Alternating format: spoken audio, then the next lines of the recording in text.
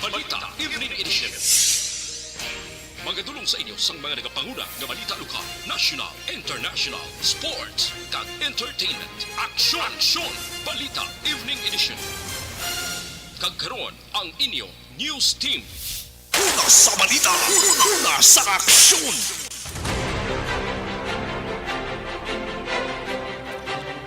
Mayong gabi syudad sa Bacolod, Western Visayas, kag bugos nga Pilipinas. Welcome na sa pagpangalagad sa aksyon na Balita Evening Edition. Karon nga adlaw Lunes, Enero 2, tuig 2023. Makitan kita live sa mga official Facebook page kag sa YouTube channel ng Aksyon Radyo Bacolod, kag mabaten pa sa www.actionradyobacolod.com.ph.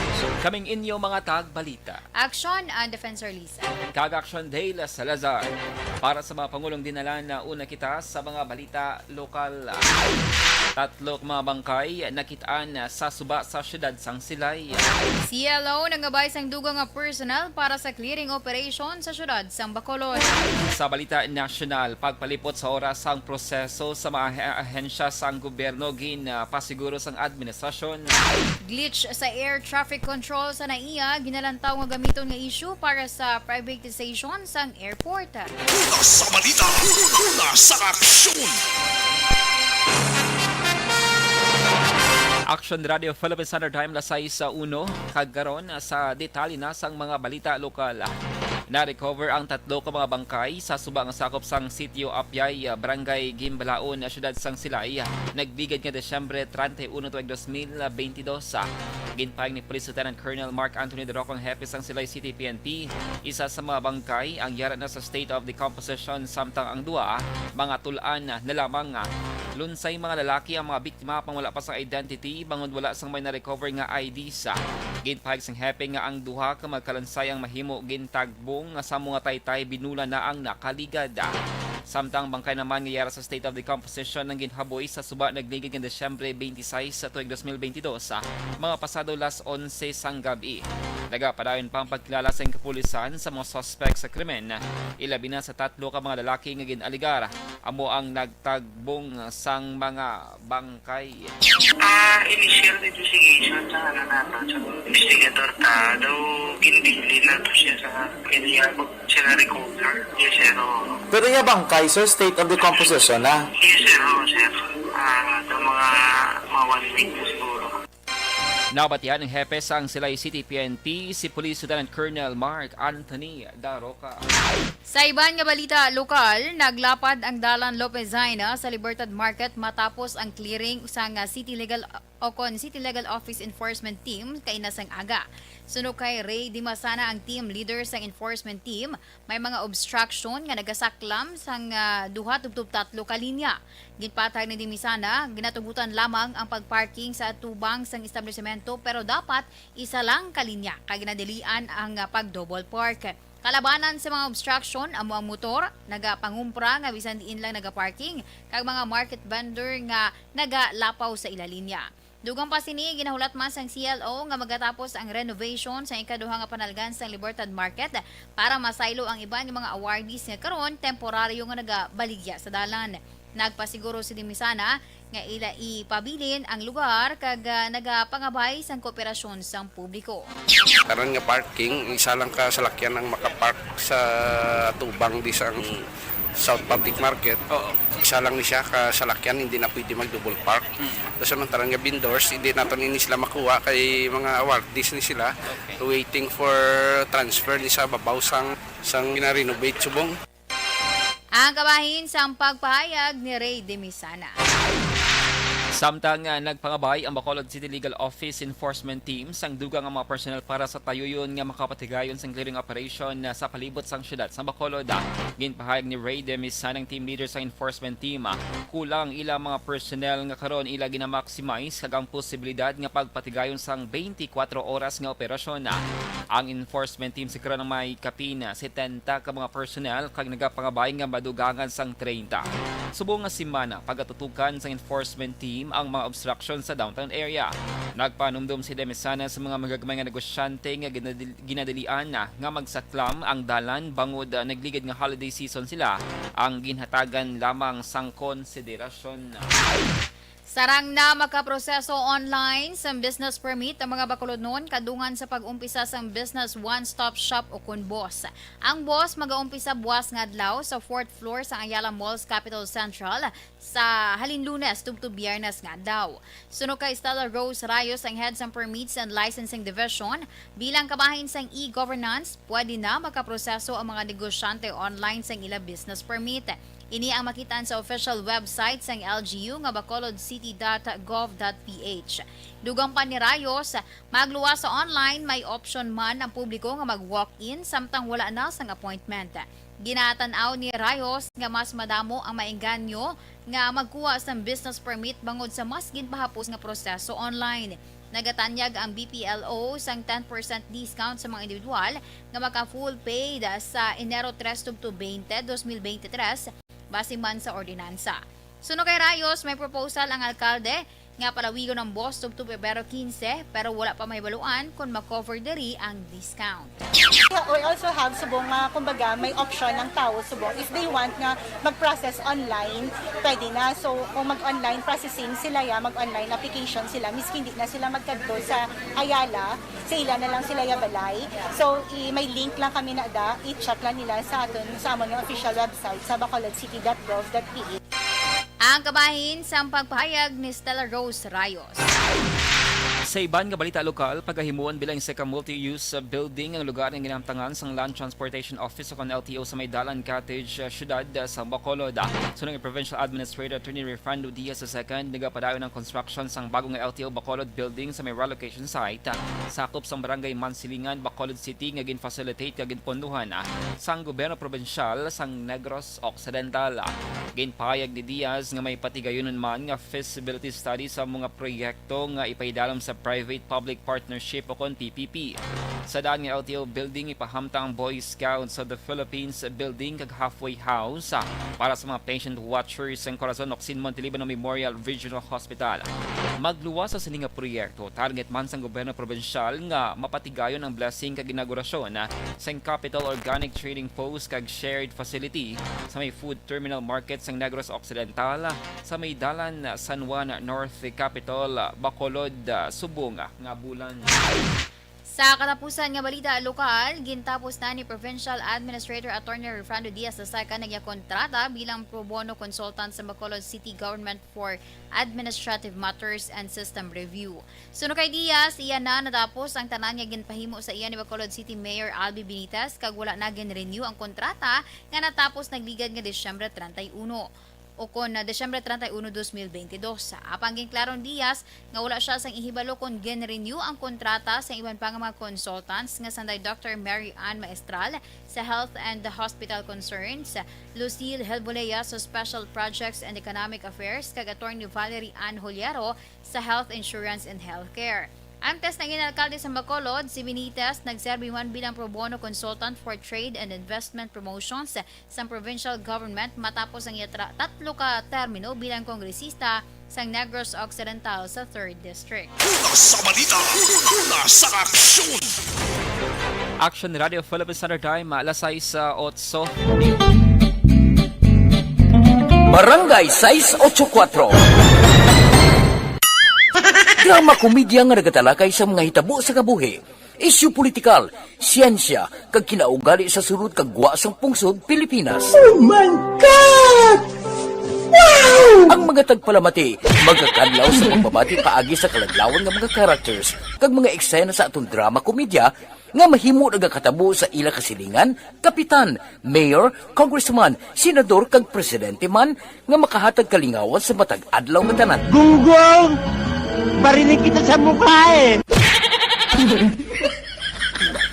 Barangay!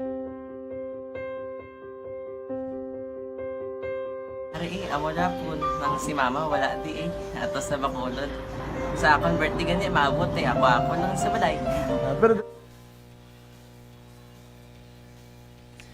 Happy New Year sa mga ka-action namon! Welcome back! Welcome back mga ka-action So year 2023, balikan natin mo Mag-upo lang Sige, ka. check natin ang comment section sa atin sa mga Facebook Live viewers. So happy New Year sa mga bago gid lamang nakatutok sa atin sa mga Facebook Live.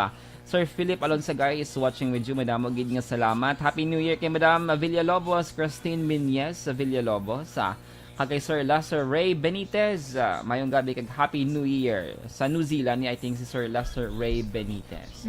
Si Sir Billy Katigawa. Billy Albay, good evening Action Dale. Ikaw lang yung kilala ya, bala ka da.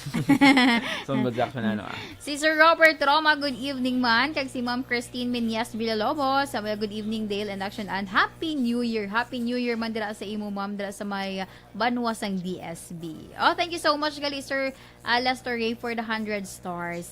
Sir Joe De Los Santos, approve na approve ko no. Sige. Padayon lang sa pag-comment mga ka-action sa inyo sa mga greetings basi makahingagaw pa no. At sige. Salamat gid. Mayong gabi Action Dale from Cecil Beck. Sige. Salamat gid for tuning in tonight. Ano mga New Year's? Nagdisa ko niya. Ako nga okay sa ako. Wala naman si Maction. Sa ako kita na ng So dala inyo sa mga New Year's resolution mga ka-action kasi pwede nyo rin ma-share sa atong sining Facebook Live. Ano yung Dale?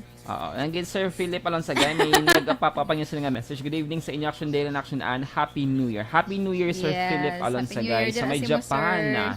Kag siya sila nga family dira sa may Banwasang Hinubaan. Anong New Year's resolution ko Action Ann? Siguro mas sleep early. Mas sleep early. Sleep early kay, alauna, alas 2. Mas sleep early kay... hindi ko pwede ka sleep early kay 11. Hindi ka tulog kung gabi. Mas sleep early, Sa aga ka matulog. Hindi pa ka sleep early kay ga-overtime ako Action Ann. Mas sleep early kay gani sa aga. Sa aga? As much as possible, gusto lang nga before 11 p.m. matulog na gid ko eh. Comparable Action sa 2022 nga ti alauna, alas 2 na akong nagatulog tapos pagkaaga. Abugtaw kalapyo naman. So man ako I think gusto ko i-achieve sa bunga 2023. Sleep early. Ang ako New Year's resolution ko si Model. Vitamins. Hindi ka na mag-prone sa kawalo ka na. Ano mo New Year's resolution Action? Safe lang nga delivery. Work early. Safe delivery. Safe delivery lang danay para kay baby, 'di ba? Sige. Dapat i-pray mo man ko. Ara for me, you're always in my prayer. Great ko lang mga action sa Far Bobsy. Anong tsaka niya pang? Far Bobsy or Far Bobsy? Basta Far Bob Dagsy. Sang bago. Sige. Salamat gid kay Ma'am Cecil Beck. Ano pa gusto ko i-achieve sa 2023? More money! Yes! More money! So, dapat work. Cancel ang cancel ang first resolution. Ayun. Pwede na. First. Time management siguro. And then, more viewers. Yes! More viewers sa Action Dale Salazar nga YouTube channel. Okay na. Sige. Standby sa mga balita national.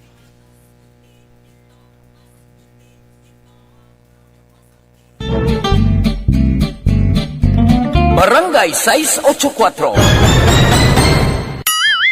Drama komedya nga nagatalakay sa mga hitabo sa kabuhi. Isyu politikal, siyensya, kag kinaugali sa surut kag guwa sang pungsod Pilipinas. Oh my God!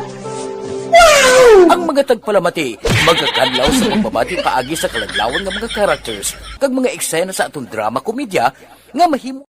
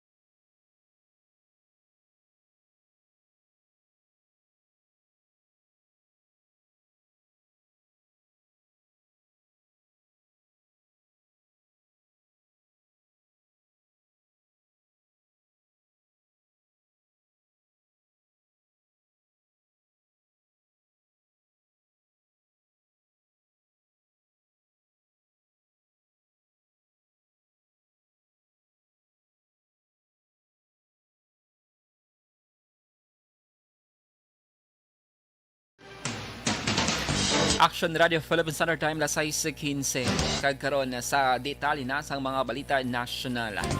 Ginpasiguro sa Marcos administration nga ila padayuno ng pagtinguha nga paliputon ang mga proseso sa gobyerno subong nga 2023. Sunod sa Office of the Press Secretary kon OPS, nagmando si Presidente Ferdinand Marcos Jr. sa mga miyembro sang gabinete nga i-streamline ang ila proseso kag naghatag man sang ligwa sa mga opisyal nga nagapanguna sa mga ahensya. Sa year-end reports ang administrasyon, ginpahayag nga luyagman nga ipasiguro sang administrasyon ang epektibo nga paghatag sang serbisyo sa publiko kag pakigbatuan ng korupsyon pagiman sa pagdula sa tanan nga sahi sang red tape. Ginpahayag man sang OPS nga ang pagpaayo sang serbisyo sa gobyerno ang nalakip sa 9-point socio-economic agenda pagiman sa digitalizing, harmonizing kag standardizing government data. Ginaduso man sang gobyerno ang pagbasangkan sang TradeNet, isa ka one-stop shop online shop nga nagatuyo nga may banan ang tion kag mapahapos ang proseso angot sa mga permit sa import kag export processes sa pungsod.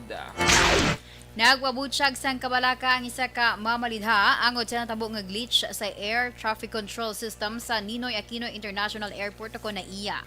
Duda man si ACT Teachers Party List Representative Franz Castro sa posibilidad nga gamiton ang issue angod i-privatize na ang naiya. Sunod kay Castro, kung balikan ang anunsyo sa Desyembre 30, 2022 ni Transportation Secretary Jaime Bautista nga target sa Marcos administration nga ipadalom sa privatization ang naiya. Una diri kadungan sa pagsukalaw sang 2023, madamo nga flights ang na-delay, na-cancel kag na-divert sa iban nga mga airports matapos nagproblema sa air traffic control system. Nagresulta man ini sa pagkaatrasar sa mas sobra 56,000 ka pasahero sa naiya kag iban pa nga mga airports sa Pilipinas.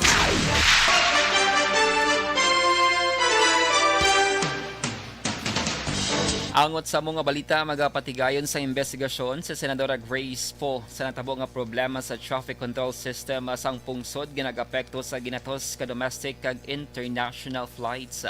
Sa ginpagawa nga statement, ginpahayag ni Poe nga tagan sang tion nga mabalik sa normalang flight operations kag pagkatapos ini, magapatigayon siya sang pagpangusisa kag manduan ang natungdan nga magsumeter sang full report sa nanginkabangdanan sang problema kag power outage. Ginpahayag ni Poe nga steady ang supply sang kuryente sa bahin sang power distributor nga Meralco.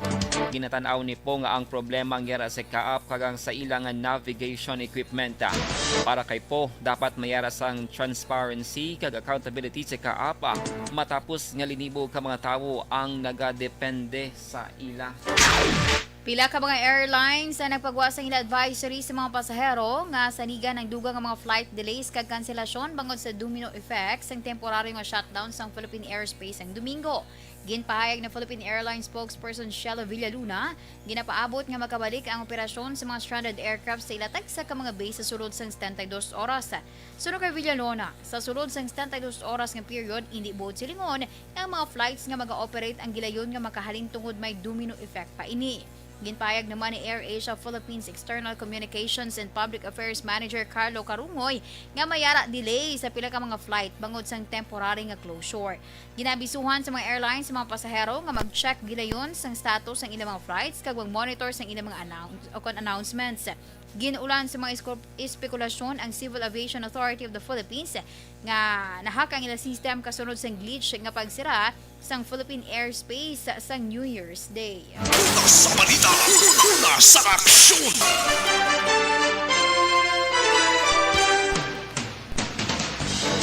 Sa iban nga balita nasyonal, ginpahayag ni Anay Health Secretary kagkaron Iloilo Representative Janet Garin nga sa piyak sang pagsaka sang kaso sang COVID-19.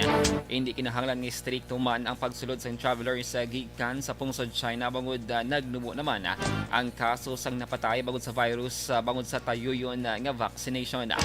Ginpahayag ni Garin nga wala sa lugar ang Pilipinas agud magpatuman sang restrictions ilabi na nga nagadamo or madamo naman nga mga Pinoy ang nakabaton sang COVID-19 booster shots. Ginpanumduman sang anay Health Secretary nga ang China among major market para sa Pilipinas may angot sa exports, imports kag turismo kag mahimo maapektuhan ang economic recovery kung magpatuman sang restriction. Base sa records sang Department of Health, may 73.7 million ka mga Pinoy ang fully vaccinated batok COVID-19 kag 21 million diri ang nakabaton naman sang booster shot. Sa iba nga balita national, sugataon sa big time price hike sa presyo sa petrolyo ang mga motorista subong nga semana. Kag nagmarka sang ikatatlo kasunod-sunod nga semana nga saka sa presyo sang gasolina kag kerosene. Sa separadong advisories, ginanunsyo sa Pilipinas Shell Petroleum Corporation kag Sea Oil Philippines Corporation nga magapasaka ini sa presyo sang gasolina sang 2 ka pesos kag 90 sentimos sa kada litro. Sa diesel, 2 ka pesos kag 10 sentimos sa kada litro kag kerosene nga 3 pesos kag 5 sentimos. Mag-implementar man sang pareho nga pagbago sa presyo ang clean fuel, magluwas sa kerosene nga wala na nadala. Mag-epekto ang bago nga presyo las 6 ang aga, buwas nga adlaw. Para sa tanan nga kompanya sang langis, magluwas sa clean fuel nga mag-a-adjust las 4:01 sang hapon sa pareho nga adlaw. Una sa balita, una sa aksyon.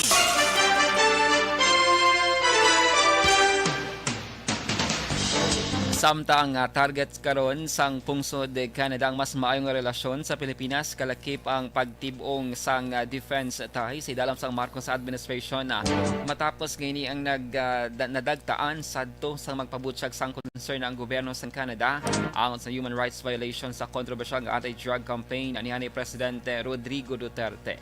Sa briefing nga nagaplastaw sa dako nga papel sang Indo-Pacific region ginpahag sang embahada sang Canada sa Manila nga parte sang ila pagtinguha amo ang mas mapaayo pang relasyon kalakip-man ang defense cooperation sa Pilipinas. Ang briefing ang ginpatigayon antes ang pagpresentar sa credential sa kay Presidente Ferdinand Marcos Jr. ni David Hartman ang bagong Canadian Ambassador sa Pilipinas. Sa nibluan nga gintawag sadto ni Presidente Duterte nga pamersonal kag insulto ang komento ni Canadian Prime Minister Justin Trudeau angot sa human rights violation sa anti-drug campaign. Masobra sa 363 milyones pesos ang record nga halit sa nagkalain-lain nga eskwelahan sa Mindanao tungod sa ulan kag baha nga dala sang shear line kag low pressure area. Base sa Education Cluster Report tungtod Desyembre 30, 2022, naglabot sa 36 ka mga eskwelahan sa Zamboanga Peninsula, Northern Mindanao kag Caraga ang apektado. Sa pagbanabana sa Department of Education, nagakinahanglan sa 363 milyones o na 363.50 million pesos agud nga makaayo kag matukod liwat ang mga eskwelahan. Samtang ginpasiguro ni DepEd spokesperson Michael Powa nga wala sang estudyante ang ginreport nga napatay o na missing tungod sa epekto sang shoreline kag LPA. Una sa balita, una sa aksyon.